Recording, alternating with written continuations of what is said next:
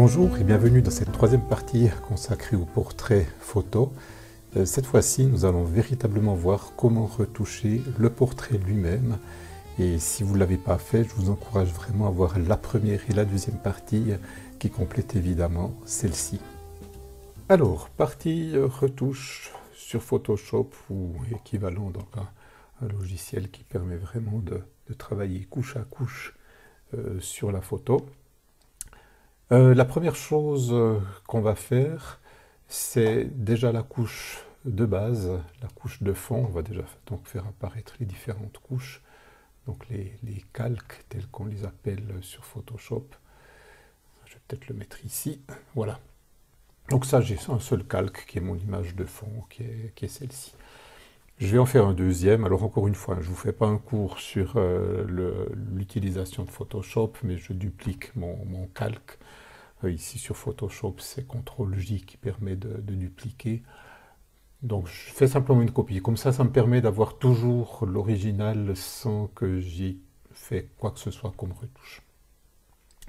Puis la première chose que j'aimerais faire, c'est déjà éliminer les problèmes dont je parlais précédemment, notamment les problèmes d'imperfection de peau, puis les problèmes d'accentuation de certains, entre guillemets, défauts. Donc notamment, on disait ici, on avait cette petite ride d'expression qui est très fortement accentuée avec l'éclairage qu'on a ici. Donc moi, je prends l'outil pièce, un outil fantastique d'ailleurs. Puis, il suffit de glisser tout ceci. Puis voilà, ça a disparu. C'est la même chose d'ailleurs, et ici, on retrouve un peu un problème identique avec... je ne vais pas dire que c'est des cernes, parce que le modèle, sur le moment, n'avait pas des cernes, mais c'est mis en évidence, hein, c'est suraccentué avec l'éclairage présent ici. Donc on travaille de la même façon, on prend la partie concernée qui nous plaît le moins, puis on la supprime. Puis on va faire la même chose sur l'autre œil, puisqu'ici on a exactement un problème identique. Donc on prend tout ceci, on le supprime, voilà. Alors si on revient en arrière, hein, juste pour vérifier, on pourrait presque encore faire un petit peu. Alors on va retourner en avant, puis je vais faire ici la même chose. Hop. Puis ici c'est moins important, mais on va le faire aussi, voilà, comme ceci. Si je reviens en arrière, voilà, ça c'est quand même nettement amélioré. Ça c'est je dirais la première base sur laquelle on va travailler. Maintenant, deuxième chose, j'aimerais éclaircir les yeux. Simplement, ça pour reprendre ce que je vous disais tout à l'heure, on voit très bien que le blanc de l'œil, il n'est pas blanc. Il est franchement gris dans le cas précis. Puis le petit éclat ici qu'on a dans l'œil, ben, il est vraiment maigrichon. Donc ce serait bien de l'avoir un petit peu plus présent. Alors, on va refaire un nouveau calque. Donc c'est de nouveau le même principe. Simplement cette fois-ci, je prends le calque que je viens de modifier comme base, je le duplique. Puis, pour le faire... plus clair, hein, j'aimerais quelque chose de beaucoup plus clair. Une fonction qui marche très très bien, c'est d'utiliser la fonction superposition. En fait, c'est comme si on prenait deux fois le même calque, puis qu'on le superposait de façon à ce qu'il devienne beaucoup plus clair. Donc ça donne ceci. Alors, ma photo de base, elle est toujours là. Hein. Si je masque le calque en question, j'ai toujours mon image de base. J'aimerais avoir que la partie de l'œil qui m'intéresse, c'est-à-dire le blanc, puis l'éclat. Alors, ce qu'on va faire, on va déjà masquer l'ensemble de ce nouveau calque qu'on vient de créer. Puis ici sur Photoshop, ça se fait avec la touche Alt, puis le petit icône que j'ai ici. Donc ça m'a mis un masque noir par-dessus mon calque. Et maintenant, ce que je vais faire, c'est travailler sur ce masque noir pour enlever les parties où j'aimerais faire apparaître le blanc. Alors, je vais revenir avec ma gomme ici, puis sélectionner les zones que j'aimerais faire apparaître beaucoup plus claires.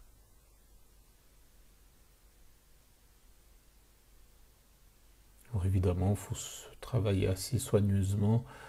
Là aussi, si on fait de la retouche photo, ça vaut quand même la peine d'avoir des outils adaptés. Moi, personnellement, je vous déconseille vivement la souris. Le stylet, c'est quand même quelque chose qui est super pratique pour ce genre de choses. Surtout que le stylet réagit à la pression exactement comme un crayon va réagir. Donc ça permet vraiment de faire un travail très soigné. Voilà, donc là j'ai mon tour de l'œil. Du temps que j'y suis, je vais profiter de faire le deuxième. J'ai un réglage qui va bien avec ce diamètre, puis ce genre de flou que j'ai sur les bords, ça permet quelque chose de propre. Donc la même chose ici, un travail assez soigné. Vous remarquez qu'ici je me suis trompé, là aussi un peu, ce sera l'occasion de vous montrer comment est-ce qu'on fait quand on fait des erreurs, puisque c'est humain de faire des erreurs. Voilà. Donc simplement ici, ce qu'on va faire, c'est qu'on permute le style de gomme. Donc plutôt que d'avoir une gomme qui efface, on va faire une gomme qui désefface. Donc on permute le noir et le blanc. Puis on peut revenir ici pour masquer ce qu'on avait enlevé. Puis j'ai fait un peu la même chose ici sur la courbure de l'iris où c'était pas très propre. Voilà, c'est mieux comme ça. Puis maintenant, la question ici des éclats. Alors là, je vais prendre quelque chose de plus dur. 5 pixels, ça me va bien. Donc je peux venir ici, juste prendre ici, puis le deuxième petit éclat qui est ici. Donc faire mes deux petites taches pour faire l'éclat. Puis on va faire la même chose sur l'autre œil. Donc un petit éclat ici, un deuxième ici, ici aussi un petit quelque chose, voilà, qu'on peut faire apparaître de cette façon. Puis ici maintenant, je viens en arrière. Alors là, souvent, c'est la déception, parce qu'on se dit, mais c'est absolument épouvantable. On est en train de faire un vampire, c'est pas du tout ça le but, enfin, ça pourrait, dans le cas précis, c'est pas mon but. Alors, ce qu'il faut évidemment savoir, c'est que l'effet qu'on vient de faire est exagéré. Donc ce qu'on va faire maintenant, on va jouer sur la transparence de ce calque ici, de façon à faire apparaître que la quantité de l'effet souhaité.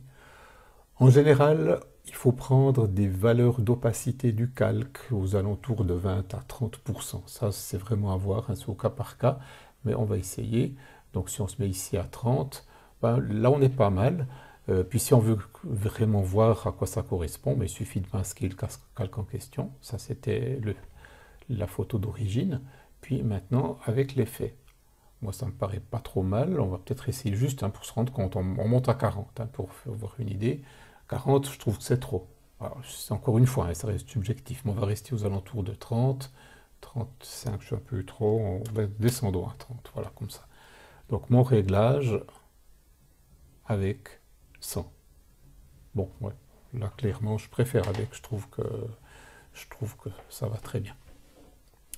Deuxième chose, toujours en relation avec les yeux, puis on l'a très bien vu tout à l'heure quand on a fait la loupe, le maquillage est très très discret, c'est assez normal. De toute façon, vous avez toujours intérêt à suggérer à votre modèle de forcer un petit peu sur le maquillage, mais bon, on a des outils, c'est ce qu'on va voir maintenant, qui permettent de très bien le faire après en post-production. C'est la même idée, mais cette fois-ci, plutôt que d'éclaircir, on va assombrir. Donc je fais une copie du calque, toujours comme tout à l'heure, CTRL-J cette fois-ci, pour assombrir. Une des fonctionnalités intéressantes, c'est la fonction produit, qui donne ceci. Alors évidemment, hein, c'est beaucoup trop sombre, mais c'est exactement la même idée qu'avant. Donc je reprends mon masque noir que je mets par-dessus. Puis maintenant, je vais refaire le tour des yeux, puis les cils et les sourcils. Alors, commençons. Donc, c'est toujours la même technique, hein. Je prends ici ma gomme. Là, je suis un petit peu trop petit. Je vais changer d'outil. Puis là, c'est un outil qui est très dur. Donc, on va prendre un outil beaucoup plus fin, comme on a ici. Puis, on va prendre, j'avais une vingtaine hein, tout à l'heure. Je suis même encore un peu grand pour ce que je veux faire ici. On va prendre plutôt 10. Voilà, 10, ce sera pas mal. Donc, comme tout à l'heure, je reviens avec mon stylet. Je refais le maquillage. Comme ceci. Soignez le coin de l'œil parce que sinon, ça fait vraiment moche. Ici, il était déjà sombre, donc c'est moins critique. Mais on va l'assombrir aussi. Puis là aussi, si vous vous trompez, pas de panique. Même pas besoin de faire CTRL-Z. On revient avec la gomme, avec la couleur inverse. Puis ça permet de corriger l'erreur qu'on a faite. Voilà, donc ici on n'est pas trop mal avec le maquillage. Alors c'est clair, je travaille généralement encore plus soigneusement quand j'ai pas besoin de parler, comme je suis en train de le faire maintenant. L'image finale que je vous présente après, c'est vraiment celle qui a été corrigée tranquillement, sans devoir faire une vidéo, puis sans devoir parler. Donc elle sera un tout petit peu plus soignée que ce que je suis en train de vous faire maintenant en live. Mais c'est surtout pour le principe que vous compreniez comment est-ce qu'on peut travailler. Voilà, donc ici, un petit peu de maquillage supplémentaire. Ici, on va un peu l'épaissir aussi. Et pour aller au bout de la chose, ce qu'il faut faire, c'est jouer. Alors là, je vais reprendre une forme aussi beaucoup plus dure. On va prendre celle-ci. 5 pixels, c'est beaucoup trop. Généralement, c'est 1 ou 2 pixels. Puis, on va se mettre à jouer sur les cils. Donc, ce qu'on va faire, au début, ça part un travail de fou. En fait, on y arrive assez vite. Puis, c'est là aussi où il y a l'intérêt du stylet. On va refaire cil à cil. Et l'intérêt du stylet, c'est qu'il réagit justement à la pression. Donc, on va presser très fortement ici, à la base du cil. Puis, on va relâcher la pression sur la fin. Ce qui va donner un effet tout à fait comparable à la photographie d'un cil. Donc, hop, je refais un ici. Alors, faut pas s'en faire, hein. Il n'y a pas besoin vraiment de suivre exactement ce qu'il y a sur l'original. De toute façon, on le verra très peu après par la suite. C'est juste un renforcement. Donc, on va refaire un ici. Donc l'idée, c'est pas forcément de compter ces cils puis de refaire exactement ce qu'il y avait sur la photo d'origine, hein, mais c'est simplement de donner l'impression que les cils sont un peu plus présents que ce qu'ils sont sur la photo comme elle a été prise. Puis là aussi, hein, s'il y en a un qui ne vous plaît pas, on revient en arrière, soit CTRL-Z, soit la gomme utilisée en fonction inverse. Voilà, puis ici, bon, celui-là, il est un peu pris dans le vide, c'est pas très beau. On va le raccorder. Et du temps qu'on y est, puisqu'on est maintenant avec l'outil qui est très fin, on va profiter de faire la même chose sur les sourcils. Donc là, même idée. Alors évidemment, il faut y aller dans le sens du poil, hein. Puis là, encore une fois, le stylet est infiniment supérieur à la souris. Pour faire ce genre de travail, on a une beaucoup plus grande souplesse au sens physique hein, du terme, hein, beaucoup plus grande souplesse dans le mouvement qu'on peut avoir sur la main. Voilà, peut-être encore mettre un peu ici, un peu plus présent. Voilà, puis on va se déplacer sur l'autre œil. Donc l'autre œil, même chose qu'avant, hein, on recommence par faire les cils.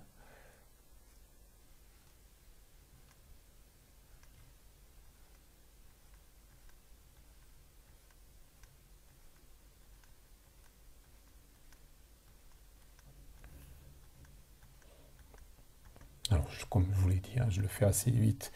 L'idée, c'est pas non plus de faire une œuvre d'art maintenant en faisant une vidéo. Encore une fois, vous aurez le résultat qui a vraiment été fait dans des bonnes conditions, en prenant le temps de vraiment fignoler la chose. Mais vous verrez déjà le résultat une fois qu'on reviendra un peu en mode moins gros plan. Vous verrez que le résultat est tout à fait acceptable. Alors, même chose ici avec les sourcils.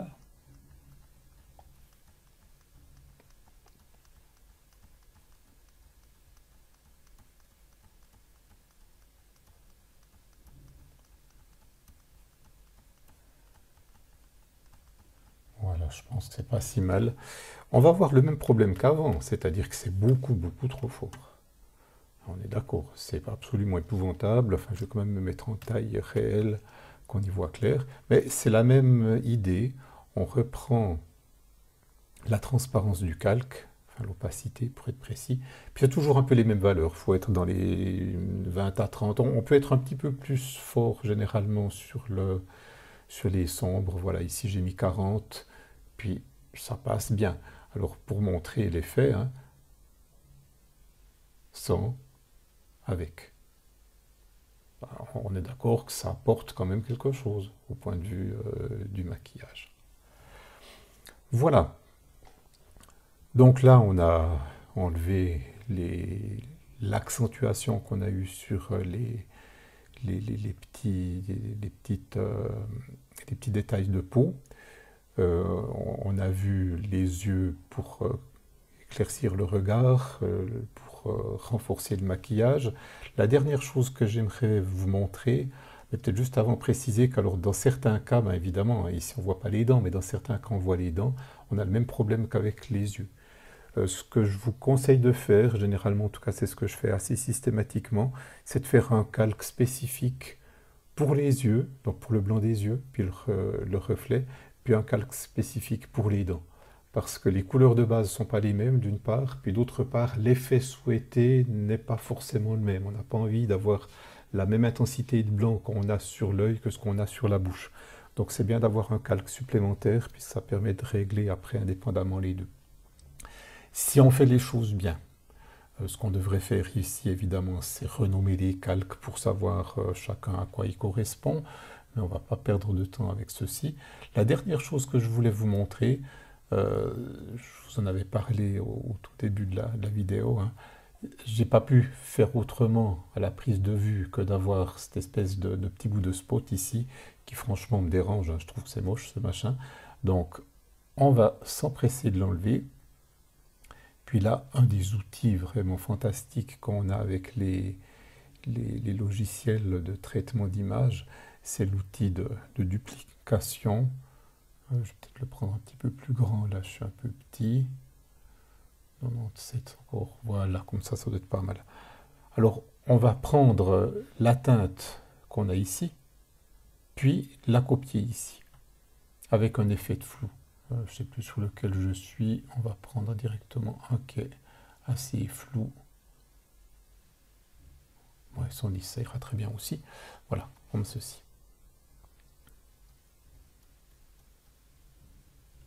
Ah mais, désolé, je me suis trompé, je suis sur le mauvais calque. Il faut que je vienne sur ce calque ici.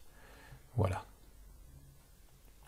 Alors ça n'a rien fait parce que l'opération que j'ai faite, elle est en dehors du masque noir que j'ai mis par-dessus.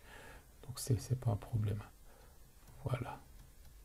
Alors on a intérêt à travailler en tapotant, un petit peu comme si on fait de la peinture, hein, où on y va par petites touches successives, pas en badigeonnant toute la surface. Voilà, comme ça on a enlevé ce spot. Je vais encore peut-être prendre un petit peu de teinte ici en bas pour uniformiser. Voilà, comme ceci. Puis ici maintenant on revient en mode normal. La pauvre, on va lui enlever ça qui est en plein milieu de la figure. Puis ici, on n'arrive plus à distinguer. Ben, c'est clair, c'est pas uniforme, mais c'est normal. De toute façon, à cause du reflet du carrelage sur le meuble, c'est pas uniforme non plus. Donc ça choque absolument pas le fait qu'on ait enlevé quelque chose sur l'image. Puis voilà, donc de cette façon-là, on a quelque chose qui est beaucoup plus proche de ce que je souhaitais à la base comme image. Personnellement, comme je l'ai ici, je serais tenté de jouer encore un tout petit peu sur la luminosité. Je trouve le portrait un peu trop sombre, puis les couleurs un tout petit peu trop vives. Donc ce que je ferai ici, c'est encore aller dans Images, dans Réglages, dans Niveau. Ça, c'est aussi un outil que j'aime beaucoup. On va déjà voir si les blancs sont suffisamment blancs. Donc on va prendre le blanc ici, puis le décaler. Ouais, on peut faire un petit quelque chose, donc on va faire ça comme ça. Puis surtout, je vais utiliser celui-ci qui est pour les teintes moyennes, pour ajuster la valeur des teintes moyennes.